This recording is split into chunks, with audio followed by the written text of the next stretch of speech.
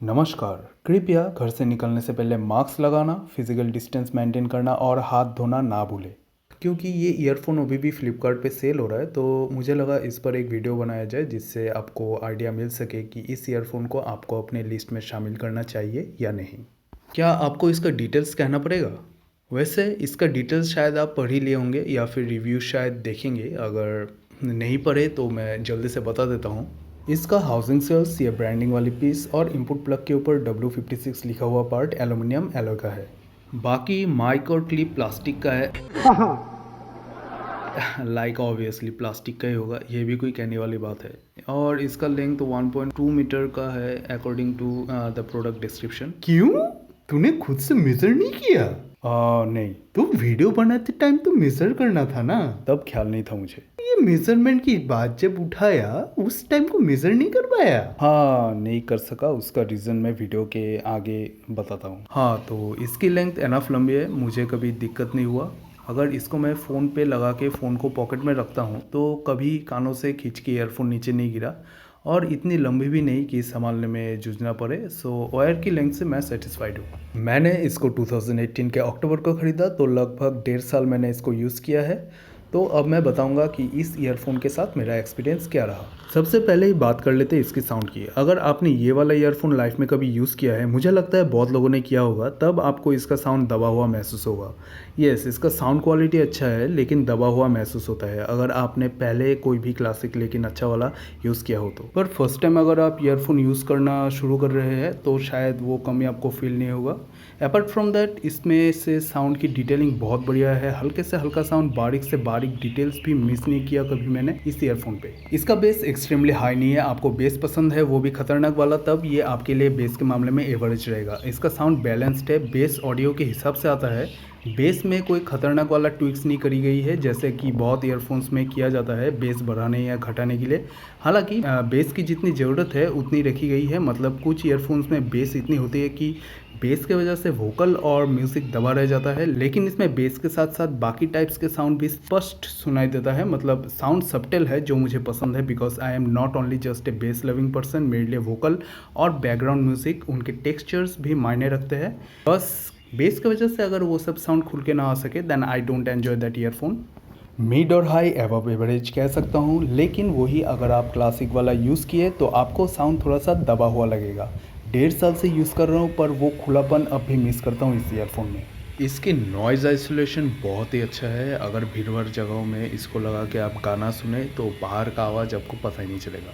सो अगर आप इसको लगा के कुछ सुन रहे हैं तो थोड़ा कान को अलर्ट रखें, क्योंकि बाहर से अगर कोई बुला के अगर चला भी जाए आपको पता ही नहीं चलेगा। और अगर आपकी मजबूरी या आदत है ईयरफोन लगा के ड्राइविंग या वॉकिंग करने का, तो प्लीज़ इस ईयरफोन को कानों में लगा के ना निकलिए, और लगाते हैं तो एक कान में लगाइए और एक कान खुला रखिए। और ये ईयरफोन का साउंड क्वालिटी डिपेंड करता है आपके ईयरफोन के आउटपुट जैक में। जी हाँ, आपको लगता है कि अगर आपका फ़ोन का जैक एवरेज सा है तब आप इसको स्किप करें। और वैसे भी कोई भी हेडफोन्स ले, अगर आपके फ़ोन के जैक ही एवरेज है तो शायद आपको वायरलेस ईयरफोन की ही ज़रूरत है। जैसे कुछ फ़ोन्स जिनको मैंने टेस्ट किया था, जैसे सैमसंग के 10,000 के नीचे वाले कुछ फ़ोन्स, फिर रेडमी Y2, उनके जैक की आउटपुट क्वालिटी बहुत अच्छी है और ये ईयरफोन उन फ़ोन्स के लिए बिल्कुल फिट बैठेगा। अगर जैसे Lenovo K 8 Plus जिसमें डॉल्बी एटमॉस है लेकिन उसका जैक का आउटपुट अननेचुरल सा लगता है, बेस को बढ़ा के रखा है।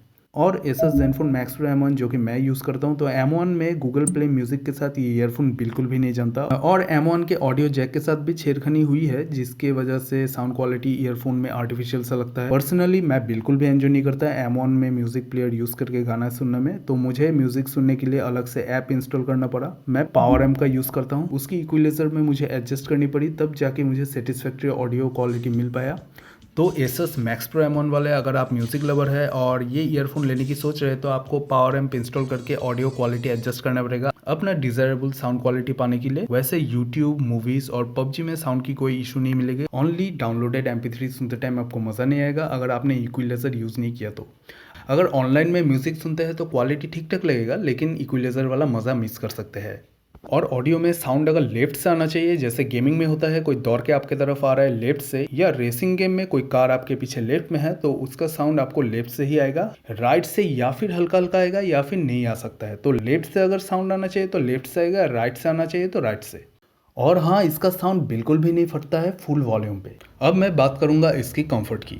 ये बहुत ही कंफर्टेबल है। कई ईयरफोन्स के मामले में कहा जाता है कि आप उनको 4-5 घंटे यूज़ कर सकते हैं। इसको मैं घंटों घंटों तक यूज़ करता हूँ। बहुत बार कभी कभी पूरा शाम से लेकर रात तक और सुबह से लेकर दोपहर तक मेरे कानों में ईयरफोन लगे रहते थे, कभी पेन फील नहीं हुआ।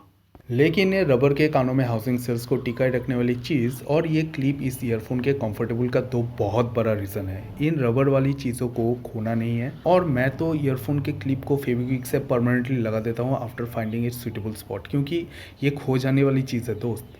खो गया तो दूसरा नहीं मिलेगा, लेकिन इन रबर वाली चीज़ों को ग्लू से स्टिक नहीं करना है। बगल वाली जान मारेली, गलवा में सोभे वाली चूड़ा। और देख सकते हैं मैं कितना भी हेड शेक कर लूँ ये गिरने वाले नहीं है। अब बात करूंगा मैं इसकी क्वालिटी की। एंड वालों ने बहुत बढ़िया क्वालिटी दिया है। अगर आप लेते हैं तो क्वालिटी की तरफ से आंख बंद करके ले सकते हैं। हाँ, अब ये नहीं कि आप शरीर का पूरा ताकत लगा दे इसको खींचने में। ईयरफोन है ये, खींचने की ताकत परखने वाली रस्सी नहीं। लेकिन एक्सीडेंटली कानों से ईयरफोन कई बार झटके से गिर जाता है ना, जब वायर कहीं फंसा हुआ रहता है और आप खड़े हो जाते हैं, तो वैसे केसेस में ये वायर उन खिंचाव को सर्वाइव कर जाएगा, उतनी स्ट्रेंथ है।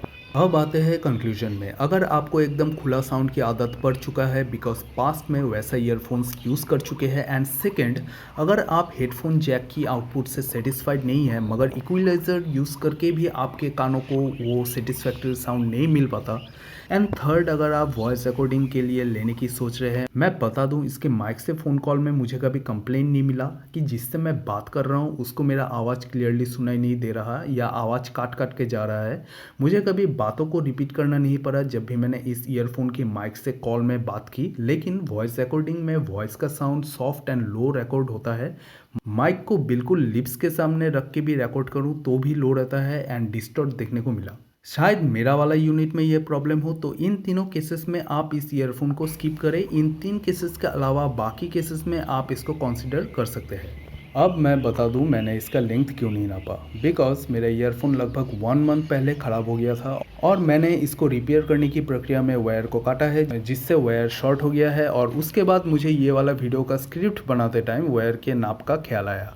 नेक्स्ट इसको रिपेयर करने वाला वीडियो आएगा और आ गया तो आई बटन में आपको दिख रहा होगा। और अगर आप ये ईयरफोन यूज़ करते हैं या फिर यूज़ किया है तो आपको भी क्या साउंड दबा हुआ लगता है?